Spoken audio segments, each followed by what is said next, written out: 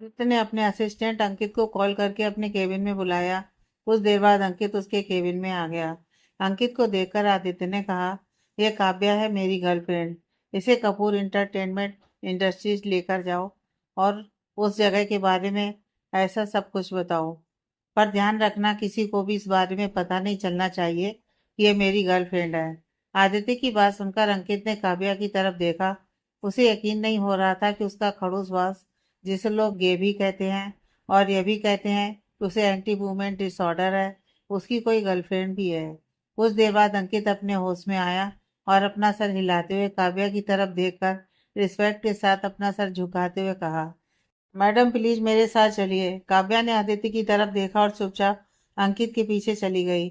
वहीं काव्या के जाने के बाद आदित्य ने गहरी सांस लेकर अपनी कुर्सी पर से टिकाकर लेट गया। उसके दिमाग में अभी भी काव्या के साथ जो कुछ भी रात को करने वाला था, वह सब कुछ घूम रहा था। आदित्य ने गहरी सांस लेकर खुद से कहा, चाहे कुछ भी क्यों ना हो जाए, मुझे खुद पर कंट्रोल करना होगा। मैं इस तरह से अपनी फीलिंग्स के चक्कर में अपनी बेबी को धोखा नहीं दे सकता। क्यों मुझे उसके नज़दीक जाने पर एक अलग ही एहसास होता है। उसे अपने नज़दीक करने की, उसे छूने की, उसे अपना बनाने का दिल करता है। आदित्य, तू ऐसा कैसे सोच सकता है? आदित्य ने खुद से कहा। आदित्य उसके दिल में उमड़ रहे जज्बातों से और काव्या की तरफ अपने बढ़ते कदमों को रोकना चाहता था, क्योंकि वह जानता था कि इस सफर को कोई मंजिल नहीं मिल सकती। उसने बचपन से ही डिसाइड कर लिया था कि बड़ा होने के बाद वह शादी सिर्फ अपनी बेबी से करेगा। और पिछले 2 सालों में, जब से उसने बिजनेस की पूरी तरह से टेक ओवर कर लिया था, उसने हर मुमकिन कोशिश की थी अपनी बेबी को ढूंढने की। पर अभी तक उसे कुछ भी पता नहीं चला था। पर वसुंधरा जी के प्रेशर में आकर वो इस तरह से किसी से भी शादी करने के लिए बिल्कुल भी तैयार नहीं था। ना ही वह अपनी दादी को टेंशन देना चाहता था। वसुंधरा जी हार्ट की पेशेंट थी और डॉक्टर ने आदित्य से यही कहा था कि उसे जितना हो सके उन्हें खुश रखने की कोशिश करनी चाहिए। वसुंधरा जी की सिर्फ यही इच्छा थी कि वह आदित्य की शादी होते हुए अपनी आंखों से देखें। आदित्य भी जानता था कि उसकी दादी कुछ गलत नहीं कह रही है, क्योंकि बचपन से ही उन्होंने अपना सब कुछ आदित्य को माना था। वहीं अंकित काव्या को लेकर ऑफिस से बाहर निकल चुका था। इस वक्त काव्या फिर से पिछली सीट पर बैठकर खिड़की से बाहर चुपचाप देख रही थी। अंकित पैसेंजर सीट पर ड्राइवर के साथ बैठा हुआ था। उसकी इतनी हिम्मत नहीं थी कि वह काव्या के साथ बैठ सके। ये जानने के बाद भी पीछे बैठी मासूम सी दिखने वाली लड़की उसके जल्लाद और राक्षस बॉस की गर्लफ्रेंड है। उसे अभी भी यकीन नहीं हो रहा था कि आदित्य की गर्लफ्रेंड भी हो सकती है। वह बार बार खुद को मनाने की कोशिश कर रहा था कि सच में उसके बॉस की कोई गर्लफ्रेंड भी है, और उसका दिल मान ही नहीं रहा था। आखिर में उससे कंट्रोल नहीं हुआ। अंकित एक चुलबुला सा लड़का था, जो कि आदित्य के सामने भी कई बार अपनी गलतियों की वजह से कुछ भी बोल देता था और बाद में आदित्य से डांट भी खाता था और पनिशमेंट भी पाता था। पर अंकित काफी काबिल था, इस वजह से आदित्य ने अभी तक उसे अपने साथ रखा हुआ था। अंकित ने धीमी आवाज में काव्या की तरफ देखकर कहा, मैं आपसे एक सवाल पूछ सकता हूँ लेडी बॉस? काव्या, जो कि दूसरी दुनिया में गुम थी, अंकित की आवाज सुनकर वह वापस अपनी दुनिया में आई। उसके मुंह से लेडी बॉस सुनकर उसने हैरानी से कहा, प्लीज मुझे काव्या कहो। लेडी बॉस सुनकर मुझे अजीब सा लगता है। काव्या की बात सुनकर अंकित ने कहा, अगर मैंने आपको किसी और नाम से बुलाया तो सर मुझे छोड़ेंगे नहीं। आप हमारी लेडी बॉस हैं और मैं आपको लेडी बॉस ही कहूँगा। अंकित की बात सुनकर काव्या ने गहरी सांस लेते हुए कहा, तो आप उनके सामने मुझे लेडी बॉस कह लेना, पर प्लीज अभी आप मुझे इस नाम से मत बुलाओ। मुझे काफी अजीब लगता है। वैसे भी आप मुझसे बड़े हो उम्र में और मैं आपकी छोटी बहन की तरह हूँ। तो प्लीज आप मुझे काव्या कहिए। काव्या की बात सुनकर अंकित के चेहरे पर मुस्कुराहट आ गई। उसने मन ही मन कहा, इस जल्लाद को इतनी प्यारी लड़की कहाँ से मिल गई? कितनी स्वीट है, बिल्कुल भी घमंड नहीं है। इतने बड़े इंसान की गर्लफ्रेंड होने के बाद भी इतनी पॉलिटली और इतने प्यार से बात कर रही है। शायद इन्होंने ही उस जल्लाद का दिल पिघला दिया होगा, इसलिए तो उसने गर्लफ्रेंड बना दी। वरना लड़कियों को देखकर तो ऐसे भागता था जैसे लड़कियों में वायरस लगे हुए होते हैं। आज तक उस खड़ूस की वजह से मैं भी सिंगल हूँ। अब खुद तो इतनी प्यारी और अच्छी लड़की को पटा लिया, मेरा क्या होगा भगवान? अंकित को चुप देखकर काव्या ने उसकी तरफ देखते हुए कहा, आप मुझसे कुछ पूछना चाहते थे ना, तो पूछे। काव्या की बात सुनकर अंकित ने कहा, क्या सच में आप सर की गर्लफ्रेंड हो? वह क्या है ना, मुझे यकीन नहीं हो रहा है। जितना खड़ूस हमारा बॉस है। I am really sorry. अगर वह आपके बॉयफ्रेंड है तो प्लीज आप उन्हें ये सब मत बताइएगा, जो कुछ भी मैं आपसे कह रहा हूँ, वरना मेरी नौकरी तो जाएगी, मेरी जान भी जा सकती है। अंकित की बात सुनकर काव्या के चेहरे पर छोटी सी मुस्कान आ गई। उसने कहा, हम उन्हें कुछ नहीं बताएंगे, इसलिए आप हमसे पूछिए, सब कुछ पूछ सकते हैं। काव्या की बात सुनकर अंकित ने गहरी सांस लेते हुए कहा, thank you so much lady boss, आप बहुत अच्छी हो। लेडी बॉस सुनकर काव्या ने अंकित को घूरते हुए कहा, अगर तुमने मुझे लेडी बॉस कहना बंद नहीं किया तो मैं आदित्य से सब कुछ कह दूंगी। उसके बाद तुम खुद देख लेना कि आदित्य तुम्हारे साथ क्या करते हैं। काव्या की धमकी सुनकर बेचारे अंकित ने मासूमियत से कहा, ठीक है काव्या, मैं तुम्हें काव्या कहूंगा, पर सर के सामने मैं तुम्हें लेडी बॉस ही कहूंगा। क्या सच में तुम और सर रिलेशनशिप में हो? और अगर हो तो तुम्हें वह जल्लाद पसंद कैसे आया? कितना खतरनाक है मेरा बॉस। मैं दिन भर उसके साथ काम करता हूँ और घर जाने के बाद मुझे ऐसा लगता है जैसे मैं अभी अभी जेल से निकल कर बाहर आया हूँ और वह मेरा जेलर है। पूरे दिन ऑफिस में टॉर्चर करता है मेरा बॉस। अंकित की बात सुनकर काव्या ने हंसते हुए कहा, हम रिलेशनशिप में आए हैं। काव्या इस वक्त किसी को भी अपने रिलेशनशिप की सच्चाई नहीं बता सकती थी। सिवाय उस बात को मानने के अंकित ने आगे कुछ भी सवाल नहीं किया, क्योंकि वह जानता था काव्या ने भले ही पोलाइटली होकर उसके सवाल का जवाब दे दिया है, पर उसके लिमिट इतनी भी आगे नहीं बढ़ सकती कि वह काव्या से पर्सनल सवाल कर सके। इसलिए वह चुपचाप फिर से बैठ गया। कुछ देर बाद गाड़ी एक बड़े से एंटरटेनमेंट इंडस्ट्री के सामने आकर रुकी। एंटरटेनमेंट इंडस्ट्री पर बड़े बड़े अक्षरों में लिखा हुआ था, कपूर इंटरटेनमेंट इंडस्ट्री। यह मुंबई की सबसे बड़ी इंटरटेनमेंट इंडस्ट्री थी। यहाँ पर ए लिस्ट एक्टर्स और एक्ट्रेस होती थी। हर एक्टर और एक्ट्रेस का सपना इस कंपनी के साथ काम करने का था, पर कपूर इंटरटेनमेंट इंडस्ट्री सिर्फ बड़े बड़े एक्टर्स को ही साइन करते थे। इनफैक्ट इंडस्ट्री में यह माना जाता था कि जो कोई भी एक्टर या एक्ट्रेस कपूर इंडस्ट्री के साथ जुड़े हुए हैं, उनका करियर आसमान की ऊंचाई छूकर ही रहेगा। काव्या का भी सपना कपूर इंटरटेनमेंट इंडस्ट्री का ही था, पर उसे कभी नहीं लगा था कि वह सच में उस इंडस्ट्री में काम कर पाएगी। पर आज वह इस इंडस्ट्री में घूमने के लिए आने वाली थी। उसके चेहरे पर बड़ी सी मुस्कुराहट थी। अंकित ने नीचे उतरकर रिस्पेक्ट के साथ दरवाजा खोलते हुए कहा, मैडम चलिए। काव्या धीरे से गाड़ी से बाहर निकली। बाहर निकलते ही उसका ध्यान एक बड़ी सी बिल्डिंग पर गया। ये बिल्डिंग भी आदित्य के ऑफिस जितने ही बड़ी थी। काव्या ने मुस्कुराते हुए मन ही मन कहा, आखिर ये आदमी कितना अमीर है। काव्या के पास उसके सवाल का जवाब नहीं था, ना ही वह जान सकती थी। कुछ देर बाद अंकित उसे लेकर एंटरटेनमेंट इंडस्ट्री के अंदर आ गया। हर फ्लोर पर अलग अलग लोग काम कर रहे थे। अंकित उसे लेकर सीधा 10th फ्लोर पर आ गया, जहाँ पर अभी एक्टर्स और एक्ट्रेस अपने अपने मैनेजर और असिस्टेंट के साथ मौजूद थे। अंकित काव्या को लेकर वहां आ गया। काव्या बिल्कुल छोटे से बच्चे की तरह एक्साइटेड लग रही थी, जैसे उसे उसका फेवरेट कोई खिलौना मिल गया हो। अंकित भी उसके चेहरे की मुस्कुराहट देखकर खुद भी मुस्कुरा रहा था। काव्या को देखकर वह समझ गया था कि काव्या बहुत मासूम और साफ दिल की लड़की है। उसे कहीं ना कहीं अपने जल्लाद बॉस के लिए खुशी हो रही थी कि उसकी जिंदगी में इतनी प्यारी लड़की आई है। हालांकि अंकित आदित्य के बारे में ज्यादा कुछ तो नहीं जानता था, पर जितना भी जानता था, उसने ये जरूर सोच लिया था कि जरूर आदित्य अकेला होगा और उसे किसी के इमोशनल सपोर्ट की जरूरत होगी। इसलिए वह अंदर से इतना ज्यादा टूट चुका है कि अपना सारा गुस्सा लोगों पर निकालता है। यह तो बस अंकित की सोच थी, पर वह इस पर कुछ नहीं कर सकता था सिवाय चुपचाप सब कुछ होते हुए देखने के। अंकित ने काव्या की तरफ देखकर मुस्कुराते हुए कहा, लेडी बॉस, आप यहाँ पे घूम सकती हैं। यहाँ पर कोई आपको परेशान नहीं करेगा, और अगर आपको किसी ने कुछ कहा तो आप मुझे बता दीजिएगा। मुझे इस ऑफिस के मैनेजर के साथ कुछ इम्पोर्टेंट बात करनी है, इसलिए मैं उनसे मिलने के लिए उनके केबिन में जा रहा हूँ। आप मेरा नंबर लिख लीजिए।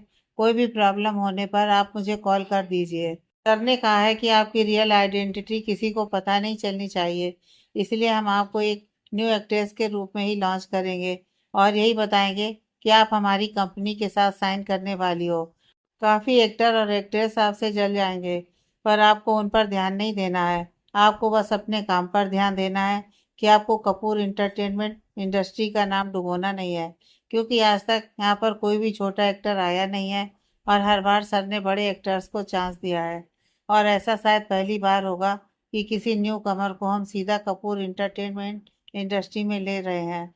अंकित की बात सुनकर काव्या बस अपना सिर हिला रही थी। कुछ देर बाद काव्या छोटे बच्चों की तरह पूरे कॉरिडोर में घूम रही थी। वहीं अंकित मैनेजर से बात करने के लिए चला गया था। काव्या अभी एक रूम के सामने से निकल ही रही थी कि तभी रूम का दरवाजा तेजी से खुला। इससे पहले कि वह दरवाजा काव्या को लगता, काव्या जल्दी से साइड हट गई। काव्या ने हैरानी से उस दरवाजे की तरफ देखा जहां से एक खूबसूरत सी लड़की बाहर निकल रही थी, जिसकी उम्र 23-24 साल होगी। उस लड़की को देखते ही काव्या के मुंह से सिर्फ एक शब्द निकला, आयशा सिंह। आयशा सिंह टॉप की एक्ट्रेस थी, जो कि 3 साल से कपूर इंटरटेनमेंट इंडस्ट्री के साथ जुड़ी हुई थी। जिस भी फिल्म में वह काम करती थी वह फिल्म सुपरहिट हो जाती थी, ऐसा प्रोड्यूसर और डायरेक्टर का मानना था। वहीं अपने रूम के बाहर निकलते ही आयशा का ध्यान काव्या की तरफ गया। उसने काव्या को घूरते हुए कहा, इस तरह से मेरे रूम के बाहर क्या कर रही थी तुम? आयशा की बात सुनकर काव्या ने कहा, हम बस यहाँ से गुजर रहे थे। काव्या की बात पर आयशा ने उसे ऊपर से नीचे तक देखते हुए कहा, ऐसे तुम हो कौन बहन जी जैसे कपड़े पहन के? तुम कपूर इंटरटेनमेंट इंडस्ट्रीज में आई हो? क्या तुम्हारे अंदर अकल नाम की चीज नहीं है, या फिर पहनने के लिए कपड़े नहीं है? भिखारी हो क्या? कहकर आयशा हंसने लगी। भाई काव्या, जिसे आयशा हमेशा से ही पसंद थी, उसकी बात सुनकर काव्या के चेहरे पर गुस्सा नजर आने लगा। उसे यकीन नहीं हो रहा था कि आयशा इतनी ज्यादा घमंडी और बदतमीज है। काव्या इस वक्त अपने सामने खड़ी उस घमंडी एक्ट्रेस को देख रही थी, जो कि उसकी फेवरेट थी। पर इस वक्त उसके दिल और दिमाग में जो भी आयशा को लेकर इमेज थी, वह एक प्यारी और मासूम सी लड़की है। वह पूरी तरह से मिट चुकी थी। काव्या हमेशा से आयशा की तरह बनना चाहती थी, क्योंकि उसे लगता था कि आयशा काफी पोलाइट और प्यारी लड़की है, जिसके अंदर बिल्कुल भी घमंड नहीं है। जिसका रीजन यह था कि आयशा कैमरे के सामने और मीडिया के सामने काफी पोलाइट बनकर रहती थी। इनफैक्ट वो अपने सभी फैंस की मदद भी करती थी। पर यह बात तो सिर्फ मीडिया को दिखाने के लिए थी। असल में आयशा कैसी थी, आज यह बात काव्या को पता चली थी।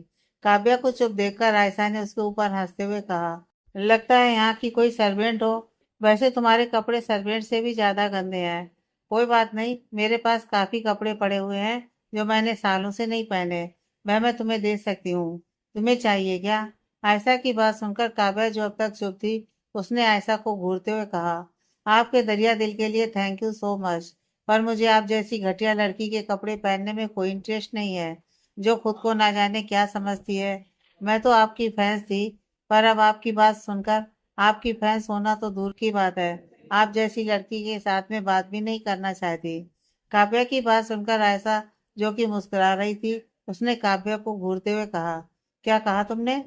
तुम्हारी इतनी औकात है कि तुम आयशा सिंह से इस तरह से बात कर सको? खुद को समझती क्या हो तुम?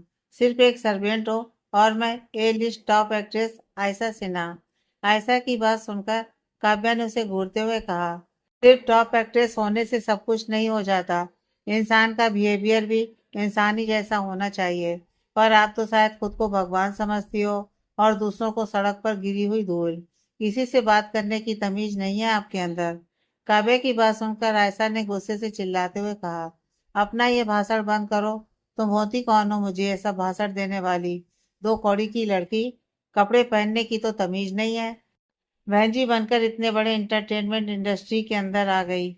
मुझे समझ में नहीं आ रहा कि तुम्हें वॉचमैन ने अंदर आने कैसे दिया। तुम्हारी जैसी लड़कियों को तो गेट से ही भगा देना चाहिए, वह भी डंडे से मार मार कर। आयशा की बात सुनकर काव्या को यकीन नहीं हो रहा था कि कोई लड़की इतनी घटिया हो सकती है। काव्या के चेहरे के एक्सप्रेशन देखकर आयशा समझ गई थी कि काव्या उसके बारे में क्या सोच रही है। इसलिए उसने काव्या को घूरते हुए कहा, देखो, तुम्हारी जैसी बकवास लड़की के साथ बात करने के लिए मेरे पास टाइम नहीं है। निकलो यहाँ से। आयशा की बात सुनकर काव्या ने भी एटीट्यूड से कहा, और आप मुझे यहाँ से निकालने वाली होती कौन है? मेरी मर्जी। जब तक मुझे यहाँ से जाने का दिल नहीं करेगा, मैं यहीं पर रहूंगी। काव्या की बात सुनकर आयशा ने गुस्से से चिल्लाते हुए कहा, काफी एटीट्यूड है तुम्हारे अंदर। अगर मैं चाहूँ तो अभी के अभी तुम्हें यहाँ से बाहर फिकवा सकती हूँ। मैं तुम्हारी थोड़ी सी इज्जत करने के लिए तुम्हें खुद जाने के लिए कह रही हूँ, पर शायद तुम्हें खुद की इंसल्ट करवाना ज्यादा पसंद है, इसलिए तुम मेरे साथ आर्गुमेंट कर रही हो, है ना? आयशा की बात सुनकर काव्या ने मुस्कुराते हुए कहा, आपको जो समझना है आप समझ सकती हैं, पर मैं यहाँ से नहीं जाने वाली। अगर आपको जाना है तो आप जा सकती हैं। मुझे आपसे कोई प्रॉब्लम नहीं है, ना ही मुझे आपके साथ बात करने में कोई इंटरेस्ट है। मैं बस यहाँ पर इस एंटरटेनमेंट इंडस्ट्री को देखने के लिए आई थी, जो कि मैं खुशी से चुपचाप देख रही थी। आप ही मुझे जाकर टकरा गई और अब आप ही मेरे साथ बदतमीजी कर रही हैं। माना कि आप एक बड़ी एक्ट्रेस हैं, पर इसका यह मतलब नहीं कि आप दूसरों को इसी तरह परेशान करें या फिर नीचा दिखाएं। हर कोई अपनी जगह पर ठीक होता है। काव्या की बात सुनकर आयशा ने उसे हाथ दिखाते हुए कहा, अपनी बकवास बंद करो और निकल यहाँ से, वरना अभी तुम्हें यहाँ से बाहर का रास्ता दिखा दूंगी। आयशा की बदतमीजी देखकर काव्या ने कहा, देखिए मैं आपके साथ तमीज से बात कर रही हूँ, तो आप भी तमीज के साथ बात कीजिए। बदतमीजी करना मुझे भी आता है। काव्या की बात सुनकर आयशा ने एटीट्यूड से उसे देखते हुए कहा, बदतमीजी करने की बात कर रही हो, वह भी आयशा सिंह के साथ? क्या तुम अपनी औकात भूल गई? आयशा नाम है मेरा, मेरे साथ बदतमीजी करना तो दूर की बात है। तुम्हारी औकात मेरे सामने खड़ा रहने की भी नहीं है। तुम्हारे कपड़े से ही मैं तुम्हारे स्टैंडर्ड समझ चुकी हूँ। बार बार अपने कपड़ों पर कमेंट करता देखकर काव्या ने मुस्कुराते हुए आयशा की तरफ देखा, जिसने काफी शॉर्ट कपड़े पहने हुए थे। आयशा के कपड़े इतने छोटे थे कि उसकी क्लीवेज भी साफ साफ नजर आ रही थी। काव्या ने मुस्कुराते हुए कहा, अगर मेरे कपड़े बहन जी की तरह हैं और तुम्हारे कपड़े स्टाइलिश, तो मुझे बहन जी बनना ही मंजूर है। खुद के जिस्म की नुमाइश करने से तो यही अच्छा है कि मैं खुद को बहन जी वाले लुक में रखूं। काव्या ने साफ साफ मुस्कुराते हुए आयशा के मुंह पर ही उसकी बेइज्जती कर दी थी। आयशा ने काव्या की बात सुनकर गुस्से से चिल्लाते हुए कहा, तुम्हारी इतनी हिम्मत कि तुम मेरे कपड़ों को जिस्म की नुमाइश करने वाले के साथ कंपेयर किया? खुद को समझती क्या हो तुम?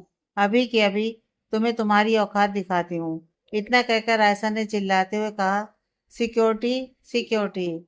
आयशा के चिल्लाने की आवाज सुनकर गार्ड्स, जो कि उनके आसपास मौजूद थे, दौड़ते हुए उसके पास आ गए। आयशा ने उन सिक्योरिटी गार्ड की तरफ देखकर गुस्से से चिल्लाते हुए कहा, इस लड़की को अभी के अभी यहाँ से बाहर फिकवाओ। आयशा को इतने गुस्से में देखकर एक सिक्योरिटी गार्ड ने अपना सिर झुकाते हुए कहा, आशा मैडम, क्या हुआ? आयशा ने चिल्लाते हुए कहा, इस घटिया लड़की ने मेरी बेइज्जती की है। न जाने खुद को क्या समझती है और कौन है ये? आयशा की गुस्सा देखकर उनमें से एक सिक्योरिटी गार्ड ने अपना सिर झुकाकर धीमी आवाज में कहा, ये अंकित सर के साथ ऊपर आई थी मैडम, हम नहीं जानते। सिक्योरिटी गार्ड की बात सुनकर आयशा ने कहा, मुझे फर्क नहीं पड़ता कि ये किसके साथ आई थी और किसके साथ नहीं। इसे अभी के अभी इस ऑफिस से बाहर फेंको और याद रहे अगली बार से ये इस ऑफिस के अंदर कदम न रख पाए। मुझे ये घटिया लड़की दोबारा अपनी आंखों के सामने नहीं दिखनी चाहिए। आयशा की बात सुनकर काव्या गुस्से से उसे देखने लगी। अभी कोई कुछ कहता, तभी काव्या के कानों में एक अट्रैक्टिव आवाज सुनाई दी, यहाँ पर क्या हो रहा है? इस आवाज को सुनकर काव्या, दोनों सिक्योरिटी गार्ड, आयशा ने एक साथ उस तरफ देखा जहां से एक हैंडसम लड़का आ रहा था। उसने इस वक्त ब्लैक कलर की शर्ट और ब्लू कलर की जीन्स पहनी हुई थी। उस लड़के को देखकर आयशा, जो अभी तक चिल्ला रही थी, उसके चेहरे पर नॉर्मल एक्सप्रेशन आ गए और चेहरे पर एक मुस्कुराहट भी। वहीं काव्या उस लड़के को देखती ही रह गई। यह कोई और नहीं, इंटरटेनमेंट इंडस्ट्री का किंग है, जाने माने सुपरस्टार विधान कश्यप था, जो कि लड़कियों के दिल पर राज करता था। बाकी लड़कियों की तरह ही विधान काव्या का भी क्रश था और उसका फेवरेट एक्टर। उसकी एक्टिंग इतनी रियल और नेचुरल थी कि हर कोई उसका दीवाना था। काव्या बिना पल के झपकाए उसे ही देखने लगी। वही विधान मुस्कुराते हुए आगे बढ़ते हुए उन लोगों के पास आकर खड़ा हो गया। उसने एक नजर काव्या की तरफ देखा और मुस्कुराते हुए कहा, कौन है यह और तुम इस पर चिल्ला क्यों रही थी आयशा? विधान की बात सुनकर आयशा ने एक शर्मीली मुस्कुराहट के साथ कहा, विधान, मैं इस बदतमीज लड़की को सबक सिखा रही थी। इसने मेरे साथ बदतमीजी से बात की। इनफैक्ट इसने मेरी इंसल्ट भी की। आयशा, जो कि थोड़ी देर पहले चिल्ला चिल्ला कर काव्या के साथ बात कर रही थी, अब वह अपनी आवाज को जितना हो सके उतना नरम और प्यार से निकालने की कोशिश कर रही थी। वही दोनों सिक्योरिटी गार्ड भी चुपचाप वहीं पर खड़े थे। वह भी विधान की काफी रिस्पेक्ट करते थे। काव्या तो अपने सामने अपने सपनों के राजकुमार, अपने प्रिंस चार्मिंग को देखकर उसे ही देखने में खो गई थी। जब तक उसकी लाइफ में सूरज नहीं आया था, वह हर वक्त विधान की फिल्में देखती थी। उसके ही पोस्टर्स अपने रूम में लगाकर रखती थी। पर सूरज के आने के बाद उसने सब कुछ बंद कर दिया था। पर अब उसे अपने सामने अपने सपनों का राजकुमार दिखाई दे रहा था, जिसे देखकर वह खुशी से फूली नहीं समा रही थी। उसने काफी मुश्किल से खुद को कंट्रोल किया हुआ था, वरना शायद वह अभी उछलने लगती। आयशा की बात सुनकर विधान ने काव्या की तरफ देखा, जो उसकी तरफ देखकर मुस्कुरा रही थी। काव्या इस वक्त बिल्कुल नेचुरल ब्यूटी लग रही थी। काव्या का प्यारा सा चेहरा देखकर विधान ने आयशा की तरफ देखकर अजीब तरह से कहा, मुझे तो नहीं लग रहा किसने तुम्हारी इंसल्ट की होगी। विधान की बात सुनकर आयशा ने उदासी भरी आवाज में कहा, विधान तुम्हें क्या लगता है मैं झूठ बोल रही हूँ? इस लड़की ने मुझे कहा कि मेरे कपड़े जिस्म की नुमाइश करने के लिए हैं। क्या तुम भी मेरे बारे में यही सोचते हो? आयशा की बात सुनकर विधान ने हैरानी से काव्या की तरफ देखा और फिर नॉर्मल आवाज में कहा, मिस, क्या मैं आपका नाम जान सकता हूँ? विधान को खुद के साथ बात करता देखकर काव्या हैरान हो गई, पर उसने फिर धीमी आवाज में कहा, मेरा नाम काव्या है। काव्या ने अपनी प्यारी सी आवाज में कहा। काव्या की मीठी सी आवाज सुनकर विधान के चेहरे पर मुस्कुराहट आ गई। उसने इस मुस्कुराहट के साथ कहा कि मैं जान सकता हूँ कि आपने आयशा से इस तरह से बात क्यों की? विधान की बात सुनकर काव्या ने आयशा की तरफ देखकर नॉर्मल आवाज में कहा, उनके हिसाब से मैं बहन जी भिखारी हूँ, क्योंकि मैंने फुल कपड़े पहने हुए हैं। उनके हिसाब से इनके जैसे कपड़े पहनने वाले लोग स्टाइलिश और अमीर होते हैं। मैं बस उन्हें इतना कहा कि अगर उनके जैसे कपड़े पहनने के बाद मैं स्टाइलिश और अमीर हो जाऊंगी, तो मुझे ऐसे कपड़े नहीं पहनना जिसमें जिस्म की नुमाइश हो सके। मैं फुल कपड़े पहनकर बहन जी बनना ही पसंद करूंगी। मैंने बस इतना कहा। अगर उसमें उनकी इंसल्ट लगती है तो इंसल्ट ही सही, इसमें मैं कुछ नहीं कर सकती। काव्या ने बिल्कुल कॉन्फिडेंस के साथ विधान की तरफ देखते हुए कहा। काव्या के चेहरे का कॉन्फिडेंस देखकर विधान भी चुप हो गया। वहीं आयशा ने गुस्से से कहा, देखा इस बदतमीज लड़की ने क्या कहा मुझे? विधान ने आयशा की तरफ देखा, जो काव्या को खा जाने वाली नजरों से घूर रही थी। काव्या का ध्यान विधान पर था। विधान का ध्यान भी काव्या पर था और आयशा का ध्यान काव्या पर ही था। सिक्योरिटी गार्ड कंफ्यूजन में खड़े थे कि उन्हें क्या करना है। विधान को काव्या की आंखों में कॉन्फिडेंस और सच्चाई नजर आ रही थी, जिसे देखकर उसने आयशा को देखते हुए कहा, देखो आयशा, जरूर तुम्हें कोई गलतफहमी हुई होगी। मुझे नहीं लगता है कि इसने तुम्हारी कहीं से भी इंसल्ट की होगी। विधान की बात सुनकर आयशा ने काव्या को घूरते हुए कहा, विधान, तुम इस लड़की की बातों में मत फंसो। देखो दिखने में कितनी मासूम लग रही है। शक्ल से ऐसा लग रहा है जैसे शराफत की मुहूर्त होगी, पर मैंने खुद देखा है इसकी घटिया हरकत, किस तरह से मुझ पर इल्जाम लगा रही थी। आयशा की बात सुनकर काव्या ने कहा, देखिए अब तक मैं आपके साथ तमीज से बात कर रही थी, उसका यह मतलब नहीं कि आगे भी करूंगी। भले ही मेरी हैसियत आपकी जितनी नहीं है, पर इसका यह मतलब नहीं कि मैं आपकी बदतमीजी सहन करती रहूंगी। मैं जैसी भी हूँ अपनी जिंदगी में खुश हूँ, इसलिए मुझे क्या करना है और क्या नहीं, ये आपको मुझे बताने की जरूरत नहीं है। और रही बात इस ऑफिस से निकलने की, तो आप इस ऑफिस की मालकिन नहीं हो जो मुझे यहाँ से निकलवा दोगे। और मैं यहाँ पर किसके साथ आई हूँ, क्यों आई हूँ, यह मैं आपको बताना जरूरी नहीं समझती। आप बस यहाँ की एक एक्ट्रेस हैं, तो आप अपना काम कीजिए। सिक्योरिटी इंचार्ज बनने की कोशिश मत कीजिए। काव्या का जवाब सुनकर आयशा फिर से उसे घूरने लगी। वही काव्या को देखकर विधान के चेहरे पर मुस्कुराहट आ गई। उसने मन ही मन कहा, काफी स्ट्रांग लड़की है, वरना सभी लड़कियां आयशा की चमचागिरी करती हैं, पर यह खुलेआम उसके मुंह पर उसकी खुद की बेइज्जती कर रही है। मुझे तुम्हारा नाम तो जानना ही है। काव्या चुपचाप आयशा और विधान को देख रही थी। उसके चेहरे से कहीं से भी झिझक, डर नजर नहीं आ रहा था। वह बिल्कुल शांत नजर आ रही थी।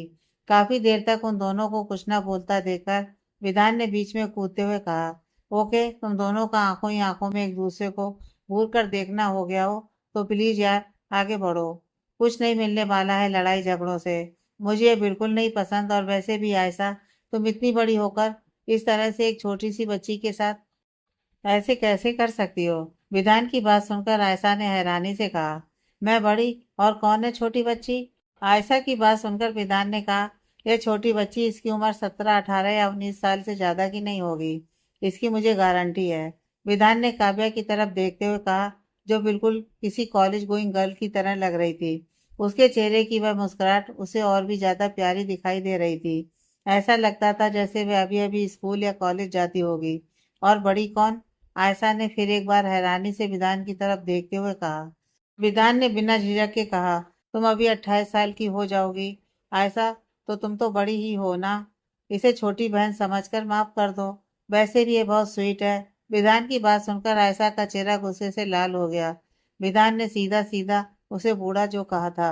विधान अभी सिर्फ 25 साल का एक हैंडसम नौजवान था।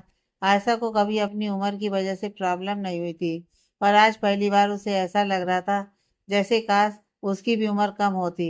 वही विधान ने आयशा की तरफ देखते हुए कहा, आयशा मुझे बाहर जाना है तो मैं जा रहा हूँ। और हाँ प्लीज लड़ाई मत करो। इतना कहकर वह जैसे ही जाने को हुआ तो उसका ध्यान काव्या की तरफ गया, जो चुपचाप खड़ी होकर आयशा को ही देख रही थी। विधान ने धीमी आवाज में काव्या की तरफ देखते हुए कहा, मुझे आपसे कुछ इम्पोर्टेंट बात करनी थी। क्या आप मेरे साथ आ सकती हो? काव्या ने विधान की तरफ देखा, जिसके चेहरे पर एक प्यारी सी मुस्कुराहट थी। वह मना नहीं कर पाई। उसने एक नजर आयशा को घूर कर देखा और विधान के पास आकर खड़ी हो गई। फिर विधान ने मुस्कुराते हुए कहा, मेरे साथ चलो। कुछ देर बाद दोनों कॉरिडोर से चलते हुए आगे की तरफ बढ़ रहे थे। अभी तक विधान ने काव्या से कुछ भी नहीं कहा था। कुछ दूरी पर आकर विधान ने कहा, तुमने आयशा के साथ बेफजूल का झगड़ा मोल क्यों लिया? तुम जानती नहीं आयशा बहुत गुस्सैल है। अगर उसे किसी पर गुस्सा आ गया तो फिर वह इंसान को जिंदगी भर के लिए अपना दुश्मन मान लेती है। विधान की बात सुनकर काव्या ने मुस्कुराते हुए कहा, मुझे फर्क नहीं पड़ता, पर अगर कोई मेरी इंसल्ट करेगी तो मैं उसे मुंह तोड़ जवाब दूंगी, क्योंकि गलत सहने वाला गलती करने वाले से ज्यादा बड़ा गुनाहगार होता है। अगर मैं आज चुप रहती तो वह इंसान कल भी मेरी इसी तरह से इंसल्ट करेगी, जो कि मैं कभी नहीं होने दूंगी। मेरे लिए मेरी सेल्फ रिस्पेक्ट सबसे ज्यादा इम्पोर्टेंट है, और उसे बचाने के लिए मैं कुछ भी करूंगी। काव्या की बात सुनकर विधान के चेहरे पर मुस्कुराहट आ गई। उसने मुस्कुराते हुए कहा, क्या आप मेरे साथ कॉफी पर चल सकती हो? विधान ने फ्रेंड कहकर अपना हाथ आगे बढ़ा दिया। कुछ देर बाद दोनों कपूर इंटरटेनमेंट इंडस्ट्री के सामने एक बड़े से कॉफी हाउस में बैठे हुए थे। काव्या चुपचाप अपनी कॉफी पी रही थी। वही विधान कॉफी पीते पीते काव्या के सुंदर से चेहरे को देख रहा था, जिसके चेहरे के एक्सटेंशन बहुत ज्यादा कॉम्प्लिकेटेड थे। कॉफी पीने के बाद विधान ने मुस्कुराते हुए कहा, वैसे आप वहां पर कर क्या रही थी? क्योंकि वहां पर सिर्फ एक्टर और एक्ट्रेस होते हैं या फिर उनके मैनेजर। पर जहां तक मैं आपको जानता हूँ, आप शायद पहली बार कपूर इंटरटेनमेंट इंडस्ट्री में आई हैं। पर आपको देखकर मुझे ऐसा लगता है जरूर आपको एक्ट्रेस बनना होगा, क्योंकि आप सच में बेहद खूबसूरत हैं। वैसे आप इतनी खूबसूरत हैं तो आपका बॉयफ्रेंड तो होगा ही ना, या फिर आप शादीशुदा हैं? विधान ने काव्या की तरफ देखते हुए कहा। विधान की बात सुनकर काव्या ने मुस्कुराते हुए कहा, फिलहाल मैं इसलिए शादी वादी के चक्कर में नहीं पड़ना चाहती या फिर रिलेशनशिप में, क्योंकि मुझे अपना नाम रोशन करना है, अपनी जिंदगी को एक अलग मुकाम देना है। बाकियों की तरह नॉर्मल लाइफ नहीं चाहिए मुझे, दूसरों के लिए इंस्पिरेशन बनना है। अगर सीधे सीधे शब्दों में कहूँ तो मुझे विराट कोहली के 25% जितना ही बनना है, क्योंकि 100% मेरे बस की बात नहीं है। काव्या का लंबा लेक्चर सुनकर विधान मुस्कुराते हुए, ओके मैं आपकी बात समझ गया, अब मुझे और कुछ नहीं पूछना। थैंक यू मेरे साथ कॉफी पर आने के लिए। अब आप जा सकती हैं। इतना कहकर विधान जैसे ही उठकर खड़ा हुआ, काव्या ने धीमी आवाज में कहा, क्या आप मुझे अपना ऑटोग्राफ दे सकते हो? आप मेरे फेवरेट हो। काव्या की बात सुनकर विधान ने उसकी तरफ पलटकर मुस्कुराते हुए कहा, क्या तुम भी मेरी फैन हो? विधान की बात पर काव्या ने छोटे बच्चों की तरह अपना सिर हिलाते हुए कहा, बहुत पहले से, जब से अब आपने इंडस्ट्री में एंट्री की है तब से। इनफैक्ट मैं सिर्फ आपकी नहीं बल्कि आयशा की भी बहुत बड़ी फैंस थी, पर अब मुझे उसके जैसी बदतमीज लड़की को अपना आइडियल नहीं मानना। पर आप मेरे लिए हमेशा मेरे आइडल रहेंगे। अगर आपसे भी ज्यादा मुझे किसी से उम्मीद है, किसी के आउट होने पर दर्द होता है, तो उस इंसान का नाम विराट कोहली है। काव्या की बात सुनकर विधान ने मुस्कुराते हुए कहा, मतलब क्रिकेट लवर हो? काव्या ने कहा, हाँ, पर सबसे ज्यादा विराट कोहली लवर। काफी देर तक काव्या और विधान एक दूसरे के साथ बात करते रहे। काव्या इस वक्त भूल ही गई थी कि वह किसी नॉर्मल इंसान के साथ नहीं बल्कि सुपरस्टार विधान के साथ बात कर रही है। वहीं विधान को भी काव्या के साथ बात करने में बहुत अच्छा लग रहा था। विधान ने काव्या की तरफ देखकर मुस्कुराते हुए कहा, क्या हम फ्रेंड बन सकते हैं? मेरे पास काफी कम दोस्त हैं। कई लोग मेरे स्टेटस की वजह से मुझसे दोस्ती नहीं करते, और जो करते हैं वह शायद सिर्फ स्टेटस के लिए करते हैं। इसलिए मुझे सिर्फ जेन्युइन दोस्त चाहिए, जो कि बिना किसी फायदे के मुझे अपना अच्छा दोस्त समझकर अपनी खुशियां सब कुछ बांट सके। कुछ देर बाद काव्या अपनी जगह से खड़ी हुई। उसने कहा, अभी मुझे जाना होगा। थैंक यू सो मच मेरे साथ इतने अच्छे तरीके से बात करने के लिए, वरना आपकी वह फ्रेंड शायद खुद को हूर की परी समझती है। इतना कहकर काव्या वहां से चली गई। वही विधान पीछे से हंसने लगा। वही आदित्य अपने केबिन में बैठा हुआ था। इस वक्त उसकी आंखों में अंगारे नजर आ रहे थे। उसका ध्यान अपने सामने चल रहे लैपटॉप स्क्रीन पर था, जहां पर थोड़ी देर पहले तक विधान और काव्या दोनों एक दूसरे के साथ हंसते खेलते बात कर रहे थे। आदित्य की नज़र काव्या पर तब से ही बनी हुई थी, जब से उसने एंटरटेनमेंट इंडस्ट्री के अंदर अपना पहला कदम रखा था। शायद उसे पहले ही इस बात का अंदाजा था कि कोई ना कोई टॉप एक्ट्रेस काव्या को इसी तरह से परेशान करेगी, और उसे लगा नहीं था कि इस तरह से कोई एक्टर लड़का काव्या की मदद करेगा। दिल में एक राहत भी थी और जलन भी। आदित्य ने गहरी सांस लेते हुए कहा, काव्या, मैंने तुमसे कितनी बार कहा था कि किसी गैर मर्द को अपने पास मत आने देना। भले ही इस वक्त हम सिर्फ मजाक में एक दूसरे के गर्लफ्रेंड बॉयफ्रेंड है यहाँ पर, फिर भी हमें इस रिश्ते की इज्जत निभानी चाहिए। आदित्य ये सब कुछ खुद से कह रहा था। कुछ ही देर बाद काव्या वापस एंटरटेनमेंट इंडस्ट्री पूरी तरह से घूमने लगी। उसके चेहरे पर बड़ी सी मुस्कुराहट थी। अंकित ने आयशा को घर वापस भेज दिया था। आयशा को पता नहीं था कि आखिर काव्या कौन है, जिसकी वजह से उसे इतनी बात सुनने को मिली। इनफैक्ट इतने लोगों ने उसे त्याग करके परेशान भी किया। एंटरटेनमेंट इंडस्ट्री घूमने के बाद अंकित और काव्या वापस कपूर ब्रांच की तरफ निकल पड़े थे। काव्या के चेहरे पर बड़ी सी मुस्कुराहट थी। यह सोच सोच कर ही कि कुछ दिनों बाद वह भी इस एंटरटेनमेंट इंडस्ट्री में आकर ट्रेनिंग लेगी। काव्या के चेहरे पर मुस्कुराहट देखकर अंकित ने कुछ नहीं कहा। चुपचाप ड्राइवर को गाड़ी चलाने के लिए कहा और खुद पैसेंजर सीट से बाहर देखने लगा। कुछ देर में काव्या वापस से आदित्य के केबिन में पहुंच गई। आदित्य ने एक नज़र भी उसकी तरफ नहीं देखा था। वह चुपचाप अपनी फाइल पढ़ रहा था। यह देखकर काव्या भी चुपचाप एक सोफे पर जाकर बैठ गई। हालांकि उसके चेहरे पर एक प्यारी सी मुस्कुराहट थी। शायद अपने प्रिंस चार्मिंग के साथ दोस्ती करने के कारण उसके चेहरे पर यह मुस्कुराहट थी। विधान उसका क्रश था और आज विधान ने उसके साथ इतने प्यार से बातें की थी। काव्या के चेहरे की मुस्कुराहट देखकर आदित्य ने उसे घूरते हुए कहा, क्या हुआ? क्यों मुस्कुरा रही हो? आदित्य की बात सुनकर काव्या ने मुस्कुराना बंद कर दिया और उसकी तरफ देखने लगी। आदित्य ने कहा, मैंने कहा क्यों मुस्कुरा रही हो? काव्या ने अपने निचले होठों को काटते हुए कहा, आज हम एंटरटेनमेंट इंडस्ट्री में अपने फेवरेट विधान कश्यप से मिले थे और वह बहुत अच्छे हैं। उन्होंने हमारे साथ दोस्ती भी कर ली है। कहकर काव्या खुशी से आदित्य की तरफ देखने लगी। काव्या की बात सुनकर आदित्य से घूर रहा था। वहीं काव्या का ध्यान आदित्य की तरफ नहीं था। वह मुस्कुराते हुए आदित्य को विधान के साथ अपनी पहली मुलाकात के बारे में बता रही थी। वहीं जैसे जैसे काव्या सब कुछ बोल रही थी, आदित्य के चेहरे पर गुस्सा और जलन बढ़ती जा रही थी। आखिर में जब काव्या का बोलना बंद नहीं हुआ, तब आदित्य ने कहा, स्टॉप इट, बहुत हो गया। काव्या, जो कि मुस्कुराते हुए विधान और अपनी पहली मुलाकात के बारे में आदित्य को बता रही थी, आदित्य की बात सुनकर वह चुप हो गई। उसने आदित्य की तरफ देखा, जिसके चेहरे पर गुस्सा और इरिटेशन नजर आ रही थी। काव्या ने छोटे बच्चे की तरह अपना चेहरा झुकाकर कहा, सॉरी, हमने आपको परेशान कर दिया। आदित्य, जो कि अभी अभी गुस्से में लग रहा था, काव्या को छोटे बच्चों की तरह सॉरी कहकर अपना चेहरा नीचे झुकाता देखकर उसने शांति से कहा, नहीं, मुझे अब और तुम्हारी बातें नहीं सुननी। अगर तुम्हें बोर फील हो रहा है तो तुम घर के लिए जा सकती हो। मैं ड्राइवर को बोलकर तुम्हें घर भिजवा दूंगा, और अगर तुम रुकना चाहती हो तो प्राइवेट रूम में जाकर बैठ जाओ। मैं तुम्हारे लिए खाना भिजवाता हूँ, तुम्हें भूख लगी होगी। आदित्य की बात सुनकर काव्या ने कहा, नहीं, हमें भूख नहीं है। हमने विधान के साथ कैफे में सैंडविच खा लिया था। काव्या की बात सुनकर आदित्य ने कुछ नहीं कहा। कुछ देर बाद काव्या आदित्य के प्राइवेट रूम में जाकर बैठ गई। ये प्राइवेट रूम काफी खूबसूरत तरीके से बनाया गया था और उसकी सजावट भी काफी सिंपल और एलिगेंट तरीके से की गई थी। उस रूम में हर एक फैसिलिटी मौजूद थी। काव्या ने टीवी ऑन किया और अपने फेवरेट कार्टून को लगाकर कार्टून देखने लगी। आदित्य अपने केबिन में बैठकर अपना काम कंप्लीट कर रहा था। काफी देर तक वह अपना काम कंप्लीट करता रहा।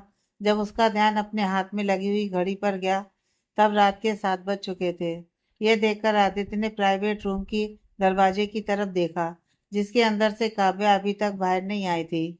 आदित्य को समझ में आ गया था कि सभी एम्प्लॉयज घर जा चुके होंगे।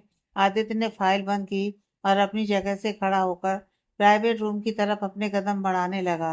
उसने अपनी फिंगरप्रिंट से प्राइवेट रूम का दरवाजा खोला और जैसे ही उसने अपने अंदर कदम रखे, उसका ध्यान काव्या की तरफ गया, जो कि बेड पर टेढ़े मेढ़े तरीके से सो रही थी। टीवी भी ऑन था और काव्या के हाथ में रिमोट था। यह देखकर आदित्य समझ गया कि काव्या टीवी देखते देखते ही सो गई होगी। उसने अपने कदम अंदर की तरफ बढ़ा दिए और काव्या की तरफ देखा। इस वक्त काव्या बेहद क्यूट और प्यारी लग रही थी। उसके होठों के कोनों पर सलाइवा लगा हुआ था। यह देखकर आदित्य ने साइड की टेबल से टिश्यू उठाया और काव्या का चेहरा साफ कर दिया। काव्या की नींद इतनी ज्यादा पक्की थी कि उसने बिल्कुल भी रिएक्ट नहीं किया और सोई रही। आदित्य ने काव्या की तरफ देखा और फिर उसे झटके से गोद में उठा लिया। काव्या ने भी नींद में ही अपनी दोनों बाहें आदित्य के गले में डाल दी और उसके सीने पर सर रखकर कंफर्टेबल होकर लेट गई। आदित्य ने काव्या के पहले चेहरे की तरफ देखा और फिर केबिन के बाहर निकल गया। आदित्य सीधा लिफ्ट से ग्राउंड फ्लोर पर आ गया। ड्राइवर ने पहले से ही गाड़ी ऑफिस के सामने लगा दी थी। आदित्य काव्या को लेकर सीधा गाड़ी में जाकर बैठ गया। काव्या की नींद अभी भी खुली नहीं थी। आदित्य ने काव्या को सीट पर बिठाया और उसका सर अपने कंधे पर रखकर उसे ठीक से सुला दिया। कुछ ही देर में उनकी गाड़ी एके हाउस के बाहर आकर रुकी। आदित्य ने काव्या को गोद में उठाया और रूम में लाकर उसे सुला दिया। काव्या अभी भी छोटे बच्चे की तरह मजे से सो रही थी। नींद में उसके चेहरे पर मुस्कुराहट थी। काव्या के चेहरे की मुस्कुराहट देखकर आदित्य ने मन ही मन कहा, ये इतनी ज्यादा क्यों मुस्कुरा रही है। आदित्य ने इतना ही कहा था कि उसके कानों में काव्या की आवाज पड़ी। काव्या नींद में कह रही थी, विधान माई प्रिंस चार्मिंग, तुम कितने सुंदर हो। तुमसे ज्यादा हैंडसम लड़का मैंने दुनिया में नहीं देखा। काव्या के मुंह से विधान की बात सुनकर आदित्य समझ गया कि जरूर काव्या विधान का सपना देखते हुए मुस्कुरा रही होगी। यह सोचते ही उसके चेहरे पर गुस्सा और जलन दिखाई देने लगी। पर काव्या इस वक्त नींद में थी और आदित्य उस पर इस तरह से गुस्सा भी नहीं कर सकता था। उसने खुद को कंट्रोल किया और रूम से बाहर जाने लगा। तभी उसके कान में दोबारा काव्या की आवाज पड़ी। काव्या ने मुंह बनाते हुए कहा, विधान, तुम उस चुड़ैल आयशा के साथ बात मत करो। वह बहुत बुरी है और तुम बहुत अच्छे हो। वह तुम्हें भी अपने जैसा गंदा बना देगी। काव्या की बात सुनकर आदित्य ने कहा, स्टूपिड गर्ल। करीब रात के 8 बजे काव्या की आंख खुली तो वो उठकर बैठ गई। उसने छोटे बच्चों की तरह अपनी आंख को मसलते हुए कहा, मैं कहाँ हूँ। उसने ठीक से देखा तो उसे एहसास हुआ कि वह इस वक्त अपने रूम में है। उसने अपने बालों पर खुजाते हुए मन ही मन कहा, पर मैं तो ऑफिस में ही सो गई थी, फिर मैं यहाँ कैसे आई। काव्या छोटे बच्चों की तरह अपने नाखून चबाते हुए खुद से कह रही थी। फिर उसने मन ही मन कहा, लगता है उस खड़ूस ने गोद में लेकर आया होगा। ये सोचते ही कि उस खड़ूस आदित्य ने लेकर आया होगा, काव्या को कुछ अलग एहसास होने लगा। काव्या ने मन ही मन कहा, मुझे उस खड़ूस से दूर रहना होगा। पता नहीं कब क्या पूछता है। कभी खुद करीब आता है तो कभी खुद दूर धक्का देता है, जैसे मैंने उसके साथ जबरदस्ती की हो। वैसे भी मुझे अब लड़कों से दूर ही रहना है। सारे के सारे फरेबी होते हैं। धोखा देना तो लड़कों की फितरत में ही होता है। कहते हुए काव्या की आंखों में फिर से उदासी आ गई। भले ही वह अब सूरज से नफरत करती थी, पर 2 साल तक सूरज के साथ बिताए गए यादों को याद करके उसकी आंखों में आंसू आने लगते थे। कहीं ना कहीं अभी भी वह पूरी तरह से यकीन नहीं कर पा रही थी कि उन्होंने उसे धोखा दिया है, पर सच्चाई को वह आखिर कब तक झुठलाती। काव्या ने अपनी किस्मत से एक्सेप्ट कर लिया था कि उसके नसीब में किसी का प्यार नहीं है। इसलिए उसने डिसाइड किया था कि वह खुद से प्यार करेगी, सेल्फ लवर बनेगी, दुनिया अपनी मर्जी से जिएगी, न कि किसी और की शर्तों पर। काव्या अभी यह सोच ही रही थी कि तभी रूम के दरवाजे से आदित्य अंदर आया। काव्या अपनी सोच में गुम थी, इसलिए उसका ध्यान आदित्य की तरफ नहीं गया। काव्या को देखकर आदित्य ने कहा, उठ गई तुम। आदित्य की आवाज कान में पड़ते ही काव्या ने आदित्य की तरफ देखा और हैरानी से कहा, आप कब आए। आदित्य ने बिना किसी एक्सप्रेशन के कहा, जब तुम खुली आंखों से सपना देख रही थी तभी मैं अंदर आया।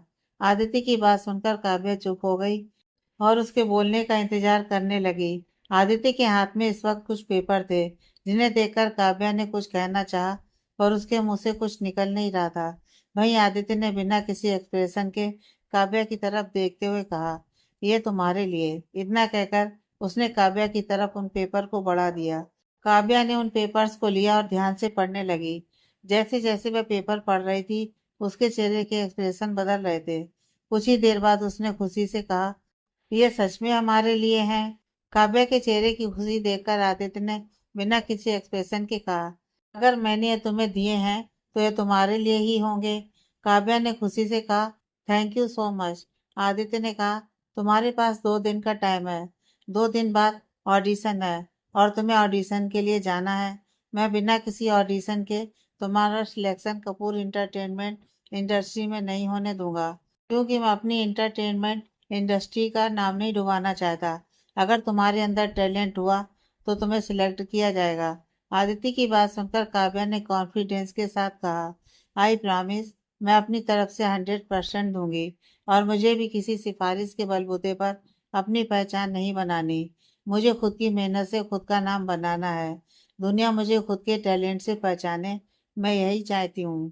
काव्या की बात सुनकर आदित्य ने कुछ नहीं कहा और वहां से सीधा बाहर चला गया। भाई काव्या खुशी से उस स्क्रिप्ट को देख रही थी। वह काव्या के फेवरेट डायरेक्टर की फिल्म थी, जो कि रोमांटिक और सस्पेंस से भरी हुई थी, जिसकी स्क्रिप्ट इस वक्त उसके हाथ में थी। इस फिल्म की ऑफिशियली शूटिंग 15 दिन बाद स्टार्ट होने वाली थी और अभी तक फीमेल लीड फाइनल नहीं हुई थी। काव्या भी चाहती थी कि वह इस ऑडिशन में जाए, पर उसके पास ना ही स्क्रिप्ट थी, ना ही उसे पता था कि ऑडिशन कब है। पर अब आदित्य ने जो कुछ भी उसे दिया था उसमें सब कुछ डिटेल्स में लिखा गया था। काव्या खुश होते हुए ऑडिशन की स्क्रिप्ट पढ़ने लगी। जिस फिल्म की ये स्क्रिप्ट थी उस फिल्म का नाम था चाहत इश्क की। यह एक सस्पेंस भरी रोमांटिक फिल्म थी, जिसका मेल लीड पहले से ही फाइनल किया गया था और यह कोई और नहीं विधान ही था। काव्या ये सोच सोचकर कि अगर उसने ऑडिशन पास कर लिया तो वह विधान के अपोजिट फीमेल लीड होगी, उसकी खुशी कमी नहीं हो रही थी। पर कहीं ना कहीं उसे डर था कि एक न्यू कमर को विधान के अपोजिट प्रोडक्शन वाले कास्ट नहीं करेंगे। पर काव्या अपनी तरफ से 100% देना चाहती थी। काव्या ने 2 दिन तक अच्छे से स्क्रिप्ट को पढ़ा और प्रैक्टिस भी की। 2 दिनों में आदित्य ऑफिस के काम में कुछ ज्यादा ही बिजी था। उसने काव्या पर ज्यादा ध्यान नहीं दिया था। काव्या भी अपनी स्क्रिप्ट पढ़ने में काफी बिजी थी, इसलिए उसने भी आदित्य पर ध्यान नहीं दिया था। आज काव्या का ऑडिशन था और काव्या ऑडिशन देने के लिए घर से ड्राइवर के साथ निकल चुकी थी। आदित्य सुबह ही ऑफिस के लिए चला गया था और उसने जाने से पहले ड्राइवर को काव्या को ऑडिशन की जगह पर छोड़ने के लिए कह दिया था।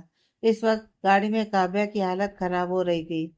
भले ही वह कॉन्फिडेंट थी, पर उसे डर लग रहा था। वह जिंदगी में पहली बार ऑडिशन देने के लिए जाने वाली थी। कॉलेज के कई ड्रामास में उसने पार्टिसिपेट किया था, पर कॉलेज के ड्रामा और रियल लाइफ में फिल्म का ऑडिशन देने में फर्क होता है। वह यह बात अच्छे से जानती थी। कुछ देर बाद काव्या एक बड़े से प्रोडक्शन हाउस के सामने आकर रुकी।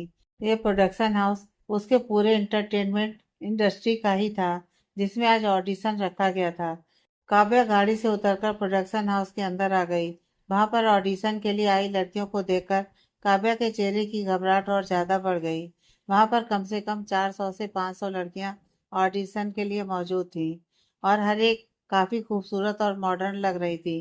काव्या ने खुद को देखा। उसने एक वाइट कलर की शर्ट, ब्लैक जीन्स और वाइट स्नीकर्स पहने हुए थे। उसने अपने बालों को खुला छोड़ा हुआ था। इतनी सिंपल लुक में भी वह काफी सुंदर लग रही थी। पर उन सभी लड़कियों को देखकर काव्या को ऐसा लग रहा था जैसे वह इन सब लोगों के सामने कुछ भी ना हो। काव्या ने खुद से कहा, चाहे कुछ भी क्यों ना हो जाए, मैं इस तरह से खुद को डिमोटिवेट नहीं कर सकती जब तक रिजल्ट नहीं आ जाता। मैं खुद की तरफ से पूरी कोशिश करूंगी। अगर किस्मत में हुआ तो ये रोल मुझे ही मिलेगा। काव्या ने खुद से कॉन्फिडेंस के साथ कहा। तभी उसका ध्यान ऑडिशन देने वाली लड़कियों की लिस्ट में खड़ी एक लड़की की तरफ गया, जो कि सबसे आगे खड़ी थी। उसे देखकर काव्या ने मन ही मन कहा, यह चुड़ैल भी यही है। इस चुड़ैल ने जरूर कोई ना कोई तो प्लान बनाया ही होगा। अगर इसे डायरेक्ट फिल्म में लेना होता तो ऑडिशन रखते ही क्यों? या फिर ये लोगों की कोई प्लानिंग है, ताकि किसी को यह शक ना हो कि बिना ऑडिशन के डायरेक्ट इसे ले लिया गया। काव्या के दिमाग में अब आयशा को लेकर बहुत बुरी इमेज बन चुकी थी, इसलिए उसे आयशा पर हर वक्त शक होता था। काव्या मन ही मन ये सब सोच रही थी।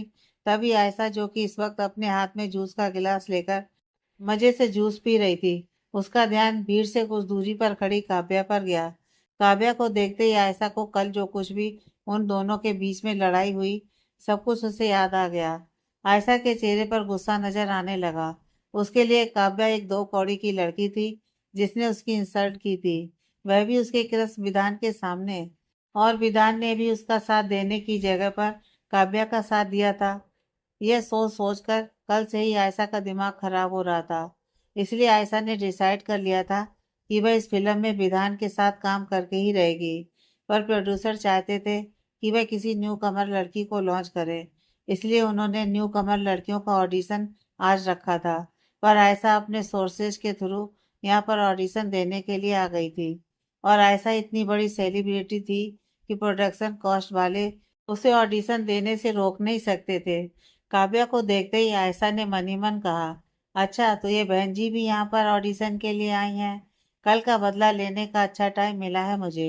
आज ऐसे सबक सिखाऊंगी कि जिंदगी में किसी से पंगा लेने से पहले 1000 बार सोचेगी। इसने आयशा की बेइज्जती की है, अब आयशा इसे इसकी असली जगह दिखाकर रहेगी, कहकर आयशा मुस्कुराते हुए अपना जूस खत्म करने लगी। काव्या ने आयशा की तरफ देखकर मन ही मन कहा, अब ये चुड़ैल क्या सोच रही है। इसकी हंसी देखकर तो लग रहा है जरूर दिमाग में कुछ खतरनाक ही प्लान बना रही होगी। आयशा के चेहरे की बेजहरीली मुस्कुराहट देखकर काव्या को ऐसा लग रहा था जैसे आयशा उसी के बारे में कुछ प्लान बना रही है। पर काव्या को कुछ समझ में नहीं आ रहा था। उसने मन ही मन कहा, चाहे कुछ भी क्यों ना हो जाए, मैं ऐसी लड़की के ऊपर अपना टाइम वेस्ट नहीं कर सकती। मैं यहाँ पर अपने सपनों को नई उड़ान देने के लिए आई हूँ और मैं अपने सपनों पर ही कंसंट्रेट करूंगी।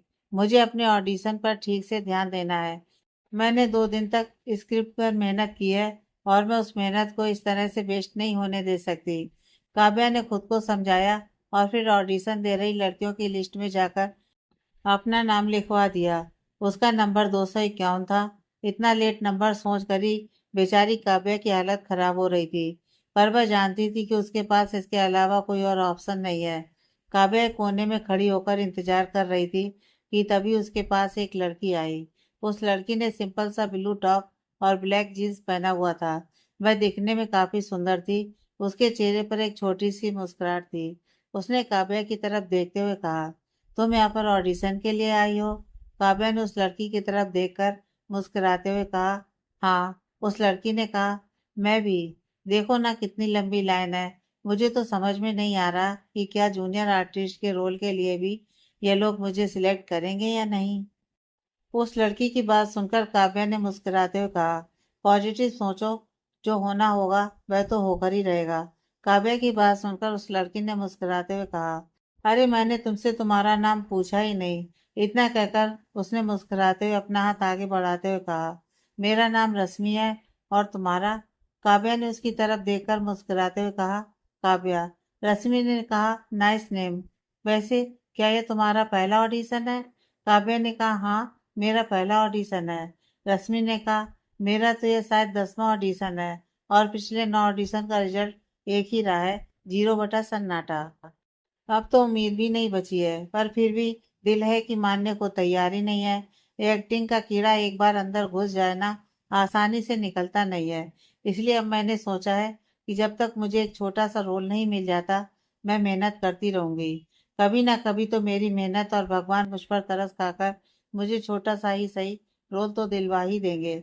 रश्मि की बातें सुनकर काव्या ने हंसते हुए कहा, मेरा भी यही मानना है। जब तक मेहनत करने की लगन तुम्हारे अंदर है, तब तक कोशिश करती रहो। कभी ना कभी तुम्हारी कोशिश जरूर कामयाब होगी। काव्या और रश्मि दोनों काफी देर तक एक दूसरे से बातें करती रहीं। कुछ ही देर में दोनों की अच्छी दोस्ती हो गई। अभी उनका नंबर आने में करीब आधा घंटा बाकी था। रश्मि का नंबर भी 248 हुआ था और काव्या का 251। रश्मि ने मुंह बनाते हुए कहा, अभी तो सिर्फ 150 लड़कियां हुई हैं। अभी फिर से 100 लड़कियां बाकी हैं। मुझे तो समझ ही नहीं आ रहा है कि इतनी सारी लड़कियों का ऑडिशन ये इतनी जल्दी जल्दी ले कैसे रहे हैं। ये मौका भी दे रहे हैं या नहीं। रश्मि के चेहरे की चिंता देखकर काव्या ने हंसते हुए कहा, तुम टेंशन क्यों ले रही हो? जो होना होगा हो जाएगा। हमें बस अपनी तरफ से जितना हो सके उतना अच्छा परफॉर्मेंस देना है। अगर हमें फीमेल लीड के लिए सिलेक्ट ना भी किया जाए तो भी हो सकता है कि हमें सेकंड फीमेल लीड या फिर थर्ड फीमेल लीड का रोल मिल जाए। काव्या की बात सुनकर रश्मि ने कहा, हाँ तुम सही कह रही हो, पर क्या करूं? इतनी बार फेलियर मिलने के बाद अब सक्सेस की उम्मीद ही नहीं बची। रश्मि की बातें सुनकर काव्या मुस्कुराने लगी। अब उन दोनों का नंबर आने में सिर्फ 15 से 20 मिनट बाकी थे। तभी रश्मि ने काव्या की तरफ देखते हुए कहा, मुझे बाथरूम जाना है। क्या तुम्हें पता है बाथरूम कहाँ है? काव्या ने कहा, नहीं, किसी से पूछकर देखो। रश्मि ने कहा, तुम भी मेरे साथ चलो। थोड़ी देर बाद हमारा ऑडिशन आ जाएगा, उसके बाद हमें टाइम नहीं मिलेगा। रश्मि की बात सुनकर काव्या ने अपना सिर हिलाया और दोनों कुछ लोगों से पूछते पूछते बाथरूम की तरफ चली गई। बाथरूम की तरफ जाते हुए रश्मि ने पलटकर एक तरफ देखकर थम्सअप का इशारा किया। वहीं उसका इशारा देखकर कुर्सी पर बैठी आयशा के चेहरे की मुस्कुराहट और ज्यादा बड़ी हो गई। असल में रश्मि को आयशा ने ही काव्या के पास अपनी बातों में फंसाकर उसे फंसाने के लिए भेजा था। काव्या और रश्मि दोनों बाहर बने बाथरूम में आ गई। बाथरूम को पूरा खाली देखकर काव्या ने कहा, इस बाथरूम में कोई लड़कियां कैसे नहीं है? यहाँ पर करीब 500 लड़कियां मौजूद हैं, फिर उनमें से कोई भी यहाँ पर क्यों नहीं आई? काव्या की बात सुनकर रश्मि ने मुस्कुराते हुए कहा, अरे, ऊपर भी एक बाथरूम है, मैंने पूछा था। मुझे लगा वहां पर बहुत ज्यादा भीड़ होगी, इसलिए मैं तुम्हें लेकर यहाँ आ गई। मैं पहले भी यहाँ एक बार ऑडिशन के लिए आ चुकी हूँ। रश्मि की बात सुनकर काव्या मुस्कुराने लगी। वहां पर 2 दरवाजे थे। रश्मि ने कहा, तुम यहाँ चली जाओ, मैं यहाँ जाती हूँ। रश्मि की बात पर काव्या ने अपना सिर हिलाया और एक दरवाजे के अंदर चली गई। काव्या के अंदर जाते ही रश्मि ने मुस्कुराते हुए कहा, सॉरी, पर मुझे ये करना ही होगा। कहकर रश्मि ने बाहर से दरवाजा बंद कर दिया और मुस्कुराते हुए वहां से चली गई। वहीं बाथरूम में काव्या ने अपना हाथ क्लीन किया और अपने चेहरे को भी क्लीन करके जैसे ही दरवाजा खोलना चाहा, उसे महसूस हुआ कि दरवाजा खुल नहीं रहा है। अब काव्या की आंखें हैरानी से बड़ी हो रही थीं। काव्या ने जोर से चिल्लाते हुए कहा, कौन है? दरवाजा खोलो। रश्मि, कहाँ हो तुम? काव्या जोर जोर से दरवाजे पर हाथ मार रही थी, पर उसकी आवाज सुनने वाला कोई नहीं था। असल में यह बाथरूम सेकंड फ्लोर पर था और ऑडिशन फर्स्ट फ्लोर पर चल रहे थे, और फर्स्ट फ्लोर पर ही सभी के लिए बाथरूम बनाया गया था। पर रश्मि जानबूझकर काव्या को इस बाथरूम में लेकर आ गई थी। काव्या काफी देर तक दरवाजे पर अपने हाथ मारती रही, पर किसी ने दरवाजा नहीं खोला। अब काव्या बुरी तरह से थक चुकी थी, साथ में उसके माथे पर पसीना भी आ रहा था। काव्या को बंद जगह में सांस नहीं आती थी, और इस वक्त जिस बाथरूम के अंदर वह थी, उस बाथरूम में खिड़की भी नहीं थी। काव्या ने मन ही मन कहा, अब तक तो मेरा नंबर भी आ गया होगा। काव्या के माथे से पसीना बह रहा था। उसका पूरा चेहरा सांस न ले पाने की वजह से लाल हो चुका था। साथ ही में उसे इस बात का भी डर था कि बाहर उसका ऑडिशन स्टार्ट हो चुका होगा। काव्या को कुछ समझ में नहीं आ रहा था। आज जिंदगी में पहली बार वह ऑडिशन देने के लिए आई थी, और वह भी काफी ज्यादा एक्साइटेड भी थी। पर इस वक्त वह अपना ऑडिशन देने की जगह पर बाथरूम में बंद पड़ी हुई थी। काव्या की आंखों से आंसू बह रहे थे। उसने खुद से कहा, जब भी हम हमारा सपना पूरा करना चाहते हैं, हमारी जिंदगी में इतनी मुश्किलें क्यों आती हैं? भगवान जी, क्यों? हमने किसी का क्या बिगाड़ा है जो हर बार हमारी खुशियों को ही नजर लग जाती है? कहते हुए काव्या लंबी लंबी सांस ले रही थी। उसे ढंग से सांस भी नहीं आ रही थी। अब काव्या से खड़ा भी नहीं हुआ जा रहा था।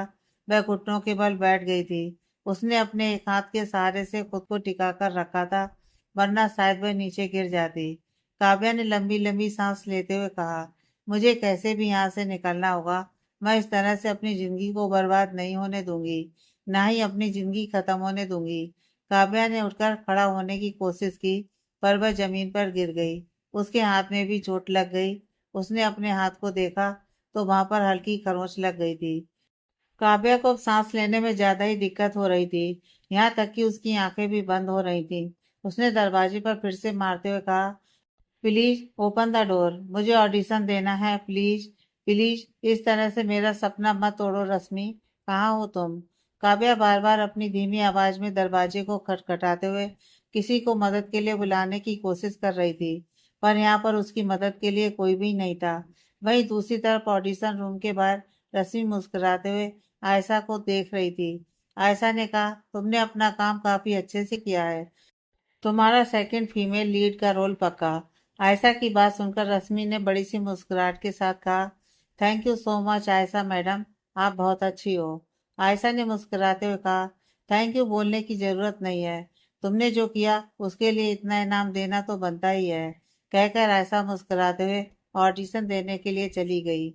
आगे की कहानी नेक्स्ट पार्ट में।